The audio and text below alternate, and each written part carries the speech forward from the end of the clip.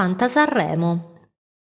Hi, this is Ilaria from ilazed.com and welcome to the episode number 43 of my podcast Italian Language in English.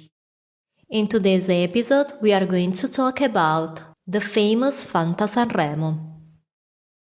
If you are curious, keep listening to this audio.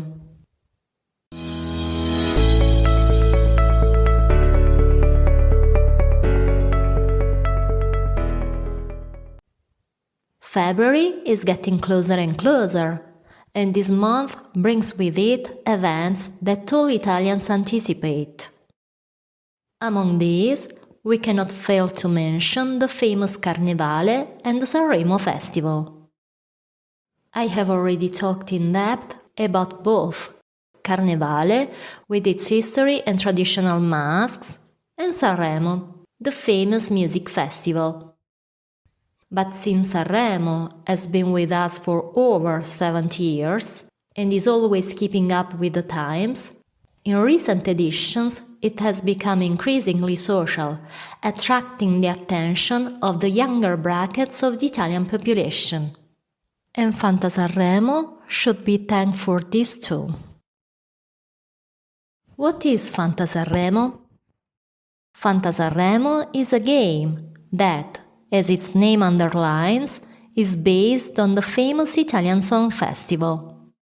FantaSanremo is a virtual game created in the Marche region by a group of friends who are fans of the festival. Created simply to have fun among friends during the week of Sanremo, in a very short time it has become a national phenomenon, increasing the number of participating teams from 47 in the first edition to over 500,000 last year. The rules of FantaSanremo.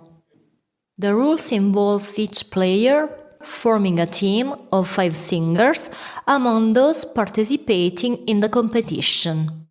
Each of them is associating with a score based on popularity and chances of victory.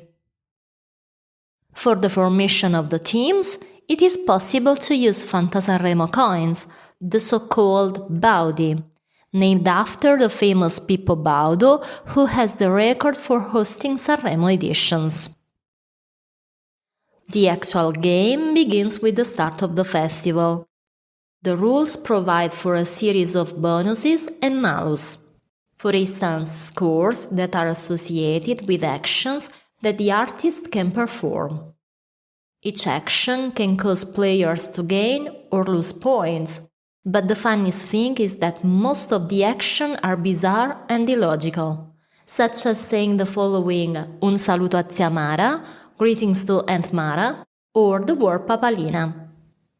So, I let you imagine the puzzlement of the audience in the auditorium and at home the first time the performer said these nonsensical things.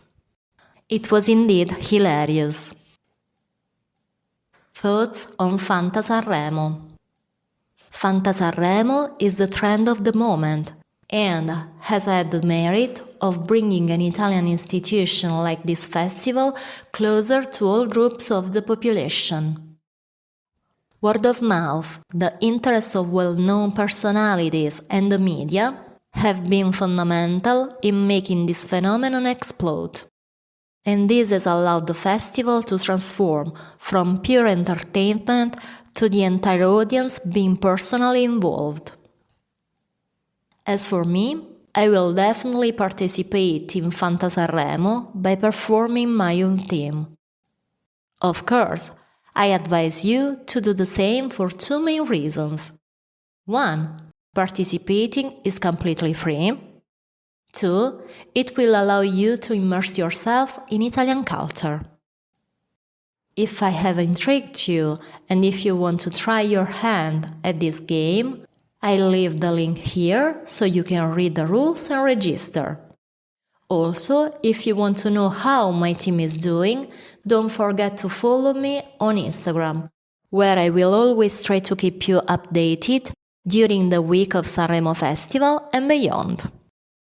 If you need other explanation about the Italian language and culture, take a look at my website, ilazed.com.